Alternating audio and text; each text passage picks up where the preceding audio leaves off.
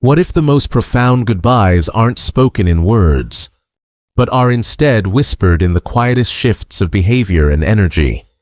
Picture someone you love, who once filled every room with their presence, now slowly turning inward, as if listening to a distant, private conversation. This gentle retreat can often be more telling than any medical chart. It's a well-observed fact in palliative care that the end-of-life process frequently involves a deep psychological and spiritual transition that runs parallel to physical decline. This isn't merely about the body's systems slowing down, it's about the spirit preparing for a different kind of journey, a final letting go. So before you get comfortable, take a moment to like the video and subscribe, but only if you really like what I'm doing here. I'd love to know where you're watching from and what time it is for you, so please share it in the comments below. It's always wonderful to see our community connecting from all corners of the globe. Let's begin by exploring one of the most misunderstood of these quiet warnings. 1. You may first notice it as a subtle change in routine. The daily newspaper, once read from cover to cover, now lies untouched. The television shows that were once a non-negotiable part of the evening schedule now play to an empty chair. This growing disinterest in the outside world is one of the earliest and most profound signs that a person is beginning their final journey. It's not necessarily a sign of depression or sadness, but rather a natural process of detachment. The body, in its infinite wisdom, knows that its energy reserves are dwindling. And this energy isn't just physical, it's mental and emotional. 2. So, it begins to conserve it, redirecting focus away from the complexities of the external world, the news, social obligations, even hobbies, and turning it inward. It's a quiet, protective withdrawal. I remember a gentleman I cared for, a retired history professor who thrived on debate and current events. His family became concerned when he stopped asking for the political channel and no longer engaged in their lively dinner conversations. They thought he was giving up. In reality, he was shifting his focus. One afternoon, I found him simply watching the dust motes dance in a sunbeam from his window. When I asked what he was thinking about, he smiled faintly and said, "Just this." He wasn't interested in the world's problems anymore. His world had become that room, that moment, that simple, peaceful observation. Doctors and palliative care specialists still believe this withdrawal is a crucial protective mechanism. It shields the individual from overwhelming sensory input and allows them the mental space to process a lifetime of memories, to find peace, and to prepare for what lies ahead. The most compassionate thing you can do is not to try and pull them back into the world they are leaving, but to join them in the one they now inhabit. Instead of forcing conversation, try sitting with them in shared silence. Read a book in the same room. Play soft music from their youth, or simply hold their hand. Your calm presence is far more comforting than any forced attempt at engagement, which can often cause agitation. This is about meeting them where they are, in their quiet space, and letting them know they are not alone on this internal pilgrimage. 2. As this inner world becomes their primary reality, you'll notice a corresponding physical shift. The energy that was once conserved by disengaging from the news is now conserved through sleep, a deep, profound sleep that becomes their main state of being. You may find them sleeping for most of the day and night, with brief, intermittent periods of wakefulness that become shorter and less frequent over time. This isn't the restorative sleep that follows a busy day. It's a pervasive lethargy, a heavy stillness that settles over them. It's another clear signal that the body is entering its final stages of shutting down. This significant increase in sleep is driven by fundamental metabolic changes. The body's engine is slowing, and it no longer has the fuel to power activities we take for granted. Breathing, circulating blood, and maintaining body temperature now require an enormous amount of effort. The exhaustion you are witnessing is the physical manifestation of this immense internal work. Dying is an active process, and it is incredibly tiring. I once cared for a woman who had been the matriarch of her family, always orchestrating holidays and family gatherings. Her children found it deeply unsettling when she began sleeping through their visits, sometimes for the entire time they were there. They worried she was lonely or felt abandoned. We worked together to reframe their perspective. Instead of seeing her sleep as an absence, they began to see it as her final, most important task. They started treating her room like a sanctuary. They would sit with her, not expecting a response, but simply being present. They learned that her moments of wakefulness, even if just a flicker of her eyes or a slight smile, were treasures. They realized their presence was a comfort, even if she couldn't show it. Doctors and hospice nurses still believe that honoring this need for sleep is paramount. It's crucial to understand that this is not a sign of giving up, but a necessary retreat. Resist the urge to wake them for meals or to force interaction, as this can cause confusion and agitation. Instead, focus on creating a tranquil environment. Keep the lights low, the room at a comfortable temperature, and the sounds soft. Remember what I mentioned in a previous video about the senses. Hearing is one of the last senses to fade. Speak to them in a calm, loving tone. Share memories. Read a favorite poem. Or simply tell them you are there, even in their deep slumber. The sound of your voice can be a powerful anchor, a profound comfort that reassures them they are safe and loved as they continue their journey. 3. As the body dedicates more and more of its time to sleep, another fundamental system begins to slow: digestion. You'll notice that along with their disinterest in the world and their need for rest, comes a consistent and unexplained loss of appetite.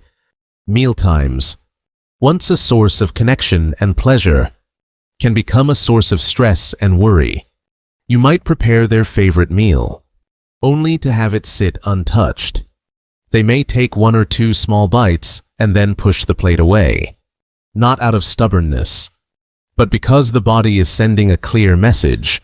It no longer needs or wants the fuel.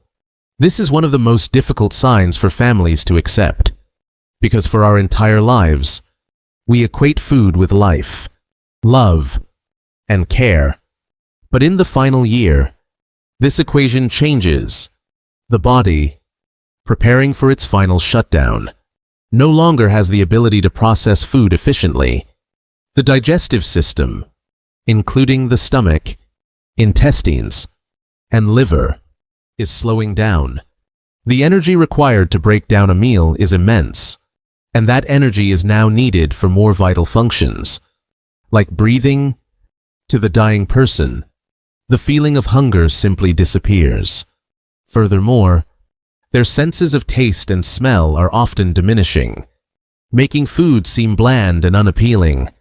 What once brought comfort might now be a source of physical distress, causing nausea, bloating, or a feeling of being uncomfortably full. I remember a family struggling deeply with this. Their mother was a proud Italian woman whose entire life revolved around her kitchen. Her love language was a heaping plate of pasta. As she neared the end of her life, she refused to eat. Her children, heartbroken, would plead with her, "Just one bite, Mama." For strength, they saw her refusal as a rejection of their love. I sat with them and explained that their mother's body was doing exactly what it was supposed to be doing. Forcing her to eat was causing her discomfort and anxiety. We talked about how their love could be shown in new ways. Instead of pasta, they began offering her small ice chips to soothe her dry mouth. They used moistened swabs with a bit of lemon juice to give her a refreshing taste without the burden of swallowing. They learned to see that providing this simple oral care was the most profound act of love they could now offer. It was a beautiful shift from nourishment to comfort. Doctors still believe that honoring this loss of appetite is one of the most compassionate things you can do. The focus must shift from nutrition to comfort and hydration. Never try to force someone to eat or drink. Instead, offer small, frequent sips of water, juice, or broth if they are willing. Keep their lips and mouth moist with lip balm and oral swabs.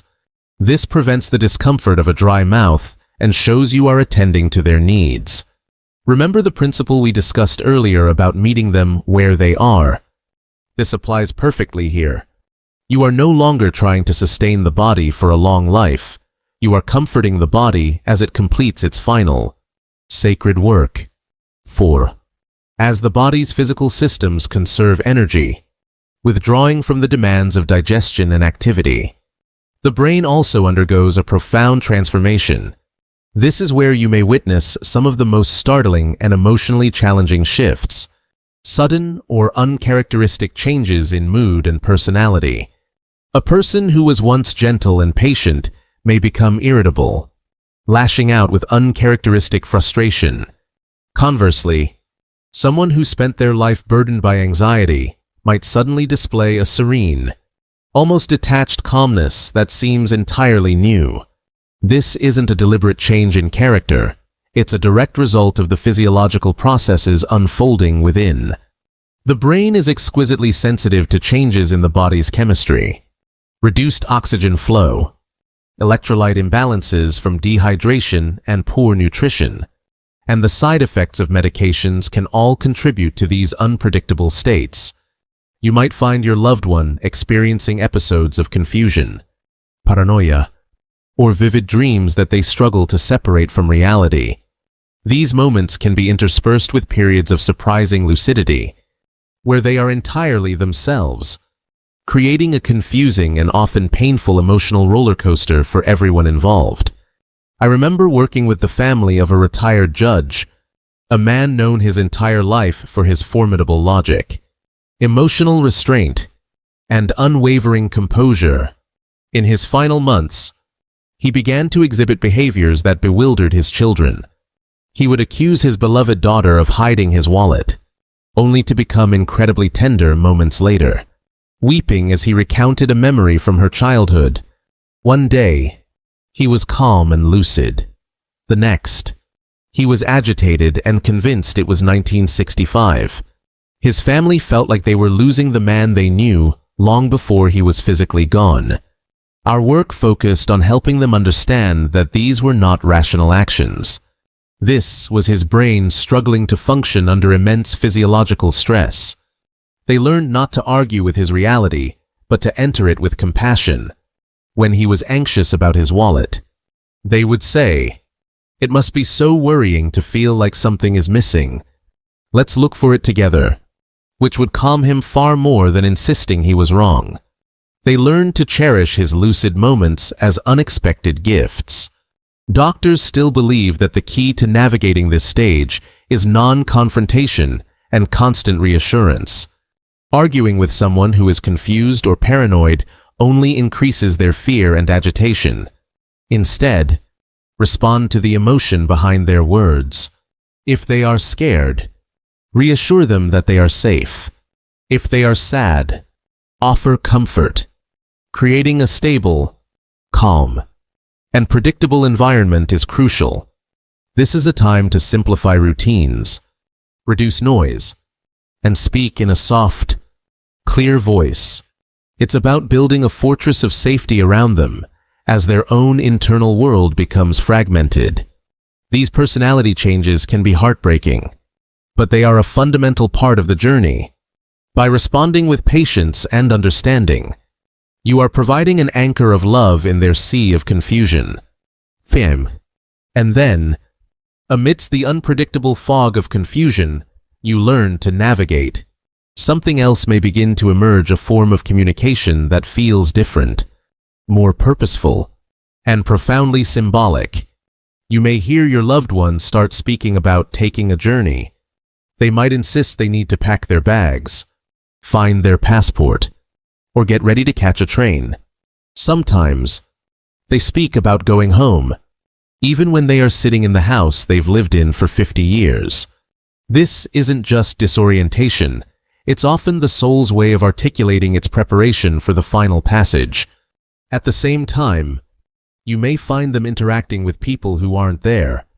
They might smile at an empty corner of the room and whisper a greeting to their own mother, who passed away decades ago. They may reach out their hand and say the name of a cherished spouse or friend who is long gone. For families, these moments can be deeply unsettling, often mistaken for simple hallucinations. But for the person experiencing them, they are very real and, more often than not, incredibly comforting. It is as if the veil between worlds is thinning, and they are being met by loved ones who have gone before, there to reassure them and ease their transition. I will never forget a wonderfully pragmatic man I cared for, an engineer who spent his life dealing in facts and figures. In his last weeks, he began talking about his late wife, Eleanor. Eleanor is waiting for me by the water.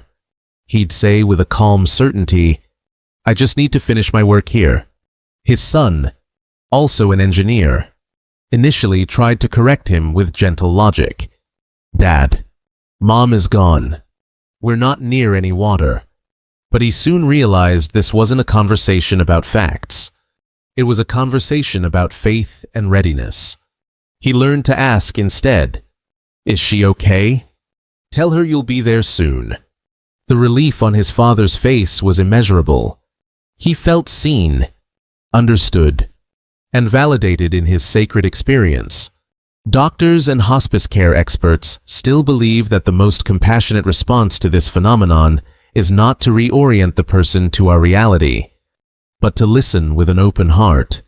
Do not argue or contradict. These visions are not a sign of distress. They are a source of peace. Ask gentle, open-ended questions. Who is with you? Where are you going? Are you feeling peaceful? By doing this, you are not indulging a delusion. You are honoring their spiritual process. You are giving them the profound gift of companionship as they stand on the threshold between this life and the next, letting them know they are not making this final journey alone. And so, as we reflect on these 5 quiet signals, the gentle withdrawal from the world, the profound need for sleep, the body's refusal of fuel, the mind's unpredictable shifts, and the soul's conversations with the unseen, we begin to see a complete picture. It is not a portrait of failure or of giving up. It is a portrait of a natural, sacred, and deeply personal process. It is the body, in its ancient wisdom, slowly and methodically completing its final, most important task. Watching these changes unfold in someone you love is an experience that calls for a different kind of strength, one rooted not in fighting, but in surrender. It asks you to let go of the desire to fix what is not broken, and instead to become a calming, reassuring presence. Your role shifts from one of doing to one of simply being, a hand to hold in the quiet moments, a familiar voice in the deepening sleep, a patient heart in the face of confusion. This journey is perhaps one of the most profound honors of a lifetime. To walk alongside someone as they prepare to go home. It will ask more of you than you think you have to give, but it will also give back a depth of love and connection that transcends words. Be gentle with yourself through this process. You are doing the most important work there is, providing a sanctuary of peace, dignity, and unconditional love. Keep going. You can do this. Thank you for watching the video. If you find it interesting, please subscribe to the channel and leave a like or leave a comment if you have any suggestions. Wish you good health.